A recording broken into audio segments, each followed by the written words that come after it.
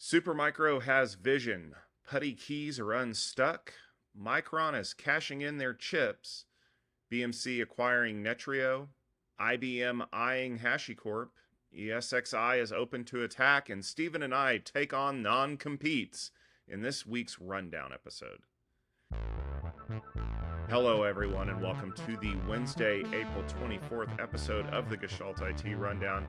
I am your host, Tom Hollingsworth, and one of the things that's always been on my bucket list is to host a weekly podcast. Well, I think I can check that one off. Joining me is my wonderful co-host, Mr. Stephen Foskett. Stephen, welcome to the show.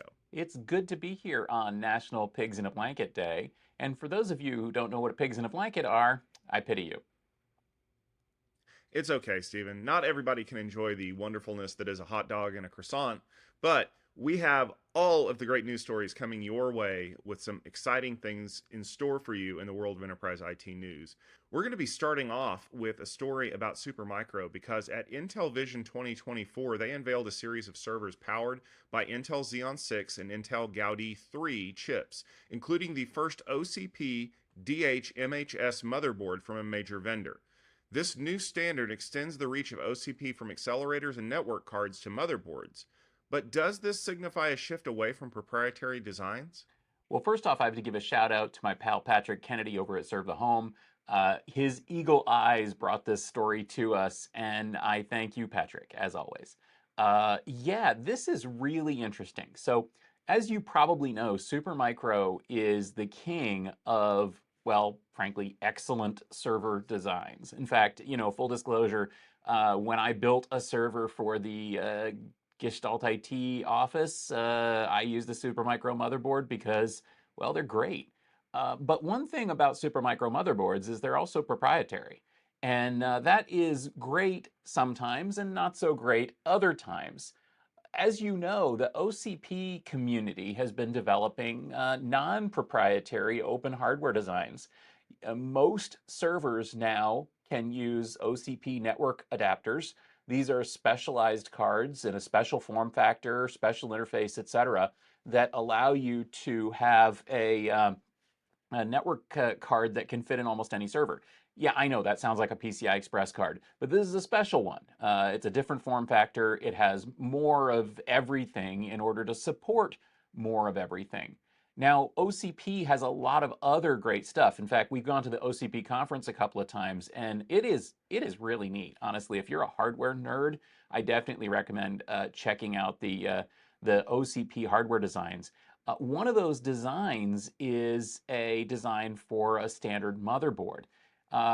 Unfortunately, although these motherboards are widely used by hyperscalers, they're not widely available to consumers because, well, a lot of people designing server hardware, well, they want a piece of server hardware that is optimized as much as they can in the envelope that they have, which typically involves a lot of questions beyond just, is this a standard motherboard? I mean, they'll look at things like airflow and packaging and fitting in everything, in terms of power supplies and drives and interfaces and controllers and all those things. They got to make sure that that fits in perfectly. That usually means that it doesn't make sense to use some kind of a standard motherboard. But Supermicro is doing that. So this is kind of neat. They've got a 1U server that they showed that's part of their Cloud DC line. It includes a standard OCP-shaped motherboard, which is this DC MHS form factor. And this is the first time that we've seen a major server OEM using the standard motherboard form factor, which frankly is a sign of things to come. I would say that more and more companies are probably likely to use this simply because, like OCP NICs and like standard motherboards in desktop computers, it just kind of makes sense if you're trying to achieve economies of scale to produce standard things. I would not be surprised to see standard DC MHS motherboards in Dell or HPE or somebody else going forward. And I do think that this is a sign of things to come. A big vulnerability in PuTTY could allow attackers to retrieve your keys. This setup for the attack is pretty specific. It requires you to be running a specific version of Windows and use elliptical curve encryption techniques. But if you're running those things, for the private encryption key in your system, guess what? It can be stolen. It could also lead to supply chain attacks. And the insidious part is that this key can also be retrieved if you use it to sign things like Git commits. What do you think about this attack, Tom? I'm reminded of a shirt that I saw from my friends at Forward Networks one time that says, "I'm right because math." That's basically what we're dealing with here. Um, you don't have to get into the nuts and bolts of things like nonces and elliptical curve technology to understand something that's actually pretty stupid. The way that PuTTY tries to find certain kinds of leftover like moduluses on things is predictable. And basically, what this proof of concept says, follow me here, is that if you take this key and you divide it by a certain number around 60 times, you can retrieve the private key of whatever that is. 60. That's it. That's math that you can do on a computer today in less than a minute. And so basically what they're saying is this becomes a very trivial attack to pull off. There's two ways to do this. You can either have SSH access to the system and you can start trying these things, or you can go find some Git commits that were signed with the same SSH key, and oh boy, now you have a field day with it. Like I said, it's for PuTTY. It has to be running this very certain version of Windows that's weak against this, and I'm sure we're going to patch this out very soon. But the important thing is, I think this should be something out there that everybody is realizing. Don't use the same keys for SSH that you use for a lot of other things. You should have different keys in your key ring. Just like the key that starts your car shouldn't be the one that opens your front door. I mean, logically speaking, they can't be the same door. But, you know, all those people who are like, yeah, my front door and my back door key are the same. Well, then you've literally just doubled your attack surface, because if I have the key to one, I have the key to both, right? And that's one of the things that we're dealing with here. Supposedly elliptical curve encryption technology is supposed to be more resistant to this kind of stuff, but the problem isn't in the way that elliptical curve encryption works. It's in the implementation of the EXSi on this system, because they're using shortcuts to reduce the time that it takes to find an encryption key. So I'm hoping that there's going to be a patch pretty soon to take care of this particular problem, and also that people learn a little bit more about encryption key hygiene from this in the future, and make sure you have multiple keys, that you're not signing your Git commits with the same thing you're using to log into secure systems, and so on and so forth. The U.S. has earmarked about $30 billion worth of funding for the CHIPS Act to support domestic semiconductor manufacturing. We've previously reported on amounts received by Intel, TSMC, and Samsung. That means there's about $6 billion left in the fund, and that is reportedly the amount that Micron will be receiving. Does this close the CHIPS Act, and is the U.S. going to be getting what it's asking for? Yeah, I think that this is a really interesting story because, well, first off, it hasn't been announced yet. So the rumors say that President Biden will be going to Syracuse, New York, to announce this tomorrow. Assuming that that's what happens, then, you know, Micron would basically get the remainder of the grant money. Now, as you may know, the CHIPS Act actually has $114 billion of government incentives, but a lot of that is loans and tax incentives and other things.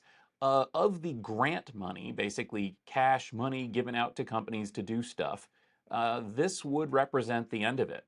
As you mentioned, we've talked a lot about the CHIPS Act on the rundown. Some of our fans are probably tired of hearing us talking about it, but I figured we would be remiss if we talked about Intel's funding and TSMC's and Samsung's, and we didn't mention Micron. Micron was basically the last man standing. I think there were some people wondering, you know, hey, how come they didn't get any CHIPS Act funding?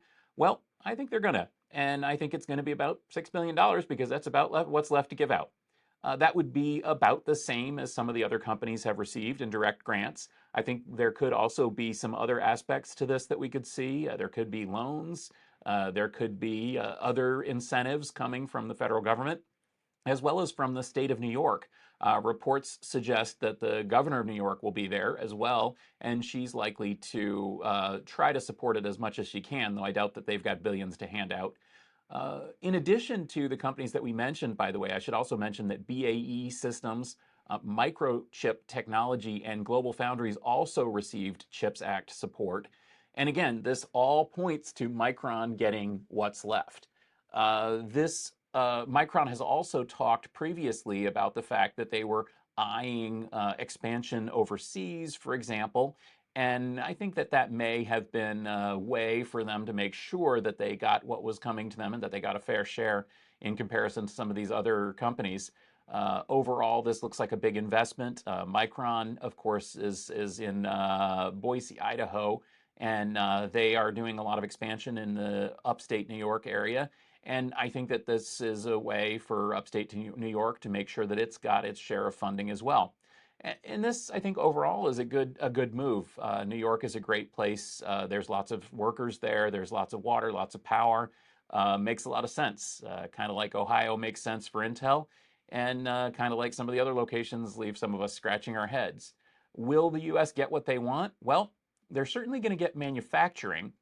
The question is, what is going to be manufactured? How much of it is going to be purely domestic? And will it actually make sense for customers to use this? Essentially, I think it's important to remember that all this money is going to fund factories without products to make necessarily. The next step is going to be for all of these companies, Intel, Samsung, TSMC, and Micron, to decide what to put there. Many of them will likely put their own products in there, except TSMC, which doesn't have its own final products.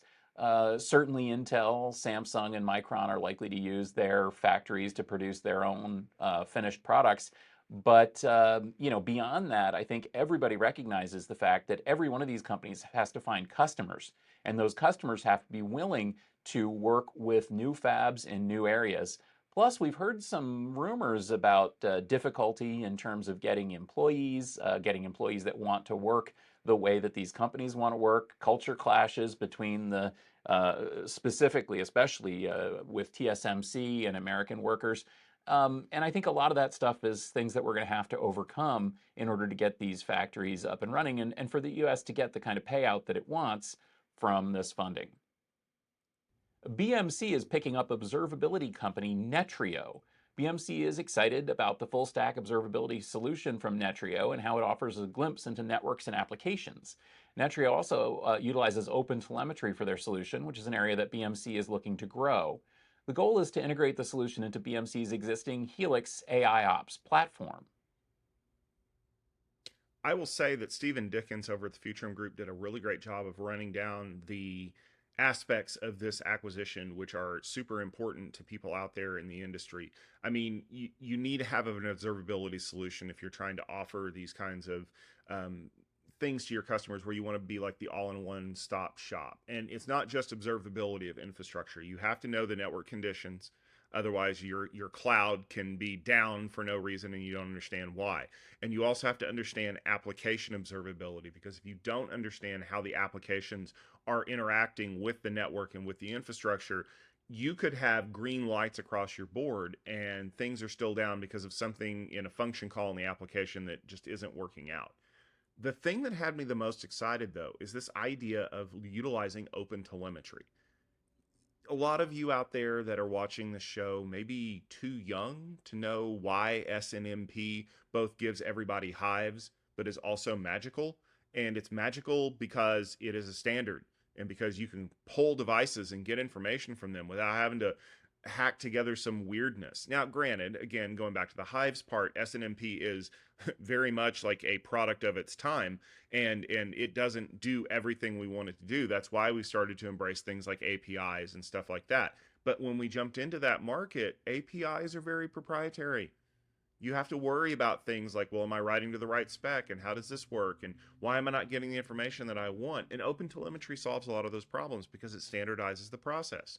If the company supports OpenTelemetry, you can write code against that, and you know it's going to work because you're writing it to a standard. And the fact that BMC is not only committed to doing this, but they're acquiring Netreo to make sure that they do have that functionality is a big win for me. I hope more companies want to adopt OpenTelemetry. Yes, they're losing a little bit of their secret sauce, but let's be fair. People have been writing weird SNMP MIBs for years and adding a little extra functionality on top of it. But it's still all working off of the same base system. I think that this is a huge win for everyone. And like I said, Stephen Dickens has a great rundown of this in the Futurum note that we're going to attach here in the show notes. But go out there and take a look at it. And I think this is a great reason for people to be looking at, using BMC for a lot of their solutions, but also Netreo customers to be excited about what this means for their future. There was a big report this morning from Reuters that says that IBM is nearing a deal to acquire HashiCorp. The move is reported to be in furtherance of their cloud offerings, which is what a lot of the IBM acquisitions as of late have been about. HashiCorp's stock price surged on the rumors and pushed their market cap north of $6 billion. Of course, neither party is commenting, and Reuters did mention that while the talks are expected to be finalized in the coming days, there is just as much chance that no deal could come out of the reports. However, all of the analysts are abuzz at the fact that IBM could be making this big deal for HashiCorp. Stephen, what's your take on this news? Well, I think this makes a lot of sense. As my good friend Keith Townsend pointed out, about a year ago, HashiCorp really needed the kind of high-touch sales that IBM provides, and it makes a lot of sense for this acquisition to go through. I know that some people are rending their garments and pulling their hair about the idea of HashiCorp going to IBM, but remember that IBM has done a pretty darn good job with Red Hat. Although obviously there have been some hiccups and bumps and so on. What I hear from customers and importantly from employees over at Red Hat is that things are going pretty well and that IBM has been a pretty good caretaker for the market and has provided the things that their open source and software and services companies need, like enterprise support and enterprise sales, without totally screwing up the company and screwing up the product, which, honestly, IBM deserves some credit for. I would say overall that this is really what HashiCorp needs as well, and that IBM is likely to be at least as good a steward for HashiCorp as they have been for some of these other acquisitions. My question is, will Hashi become part of Red Hat? Will it remain a separate entity? And how will this change the go-to-market? Another thing I'd like to call out, again, as Kelsey Hightower pointed out as well, one of the things that IBM could do, and this is not completely nuts, is to quickly move all the HashiCorp products over to a respected open license like Apache 2.0. If they did that, they would be seen as heroes in the open source world, and frankly, that would really help IBM in terms of capitalizing on this acquisition. So shout out to Kelsey and shout out to my friends at Hashi and my friends at IBM and Red Hat. Hey, what a great idea. But even if they don't do that, I think that the acquisition makes pretty good sense, and I'd be interested to see where it goes. The VMware by Broadcom EXSi hypervisor is being exploited again. This time, the attack involves authentication bypass through compromised file uploads. The zero-day exploit in the shell service was uncovered on hacker forums this week and is apparently being actively used in the wild right now. There's a patch available to remedy the situation, but questions remain about how companies are not signed up for service and support contracts can obtain this patch. What do you know about this, Tom? Well, first things first, if we're talking about the exploit, this is not very good, right? All I'd be able to do is I can exploit the shell service, I can get shell access, log in as a VPX user, upload a file with a Python script, and the next thing you know, I have complete access to your hypervisor. That's bad, right? We obviously don't want that. These kinds of bugs happen quite frequently, especially as people, fuzz new exploits and techniques and stuff like that. By the way, $1.5 million worth of Monero is what this was going for on the hacker forums where it was uncovered. So, somebody is going to be making a buttload of money off of this. Here's the problem that I have with this. How do you patch your hypervisor? You just go download the patch, right? Aha. What if you don't have service and support?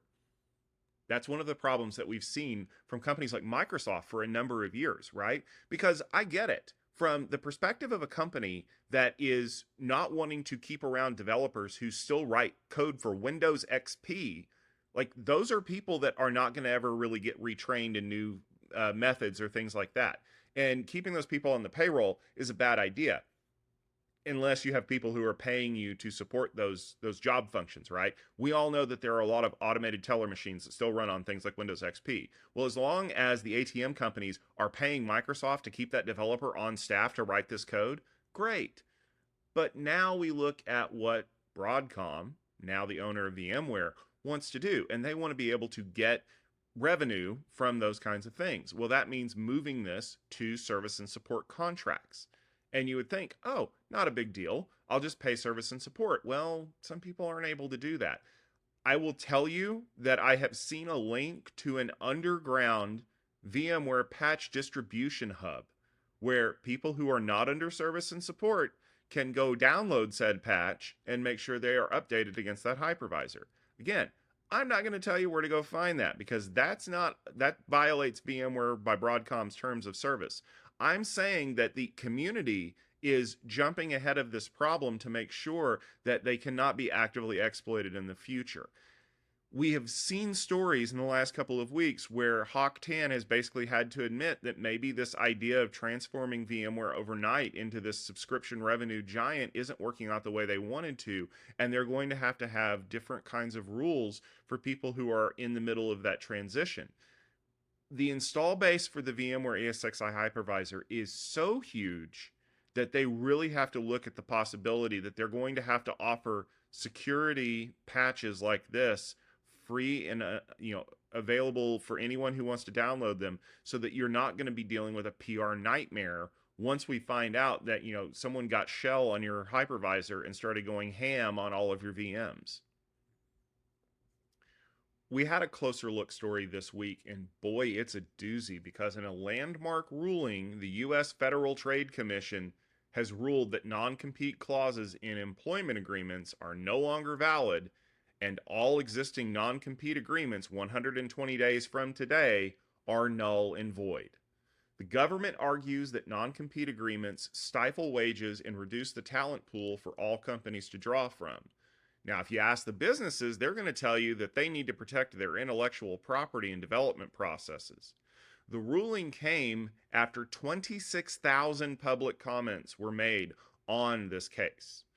After the ruling was issued, the U.S. Chamber of Commerce immediately filed suit and challenged the ruling, as well as the FTC's ability to decide it.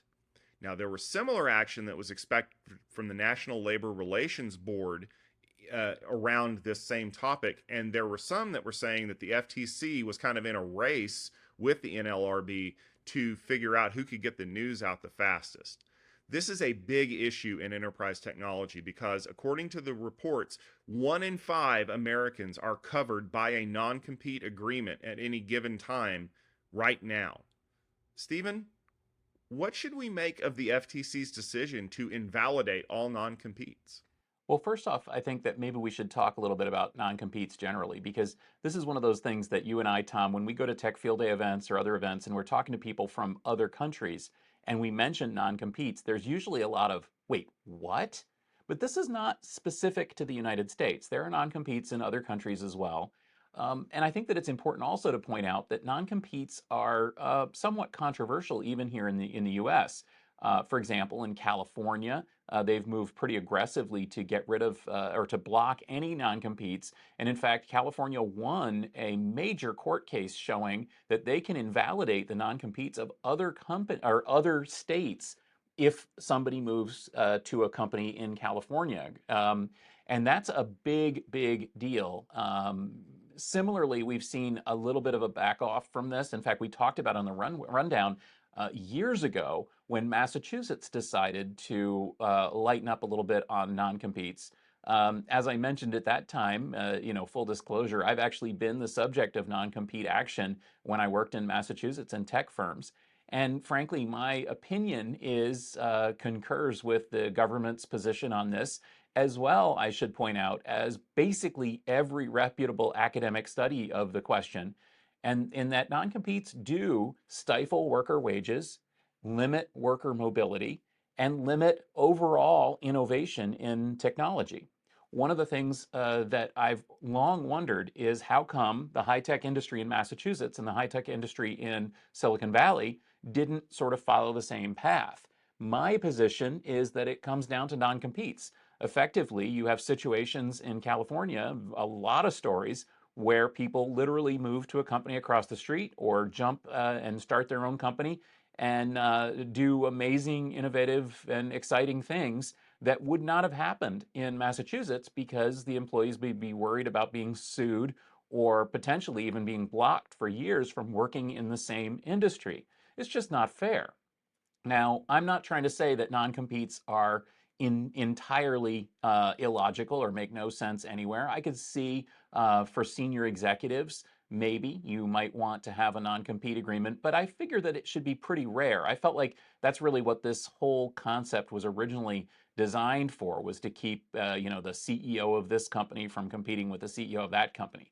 But ironically, I feel like those are the people who are least affected by this law. My own experience in the tech industry has shown that non-competes overwhelmingly affect rank and file employees who frankly are not senior managers, should not be blocked from working in their field, and don't have the resources to fight it when they are.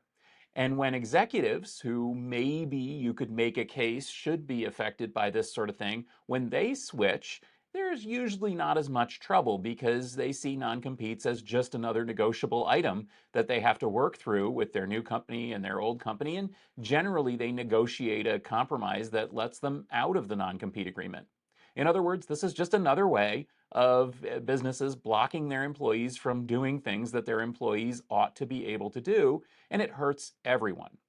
So I'm really glad to see that the FTC is proposing this. I suppose it should have been an NLRB issue, but again, that's politics, and I'm not a politician.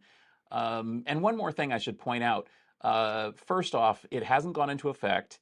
The U.S. Chamber of Commerce is blocking it, predictably.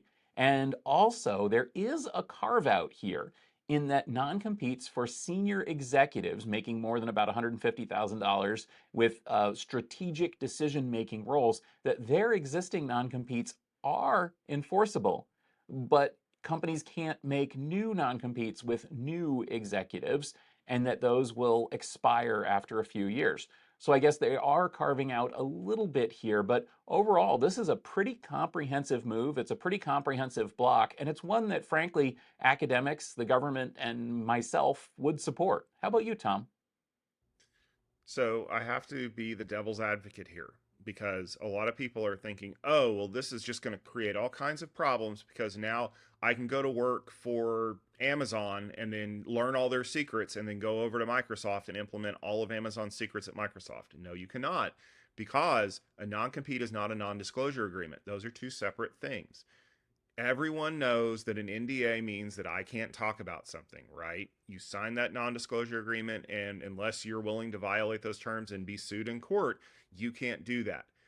What the problem is that people have been wielding non compete clauses as overly broad NDAs to prevent people from going to work for competitors.